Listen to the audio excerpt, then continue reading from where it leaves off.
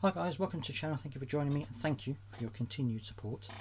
Well, Angela Rayner has gone. She stepped down not only as Housing Minister but also as Deputy Prime Minister. I never imagined that she would actually do it. I thought that her and Keir Starmer would try to push through it, try to ride this wave, and that they would try to act like nothing has happened, which they do most of the time. But of course there was this independent review, so maybe that forced his hand a little bit, but I was still surprised that she went. Maybe she didn't want to overshadow the work that they're doing behind the scenes and the work they're doing for government. Perhaps that was the reason behind it.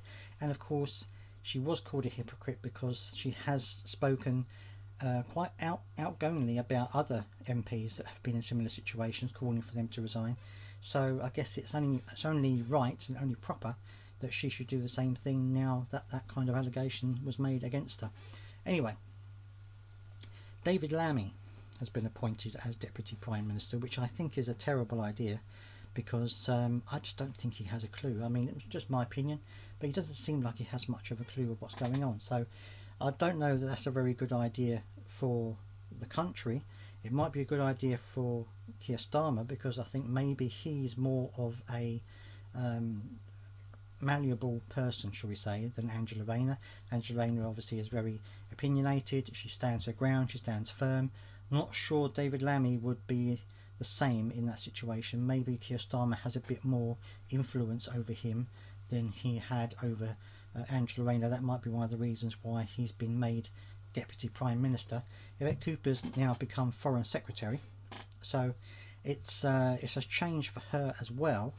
But I just don't understand why they've done it. I just think that they could have brought in someone who was perhaps one of the newer members of the party, someone who had fresh ideas, someone who could, give a different opinion on things. But bringing in someone like David Lammy, I think it's just a case of trying to get someone in who he knows he can perhaps manipulate, maybe someone who he can talk to things about and get things pushed through with his own agenda. Anyway, that's my only personal thought, by the way. Let me know down in the comment section what you think. What do you think about David Lammy becoming the new Deputy Prime Minister? Do you think it's a good thing, or do you think that actually this is actually making things a little bit worse than it was before?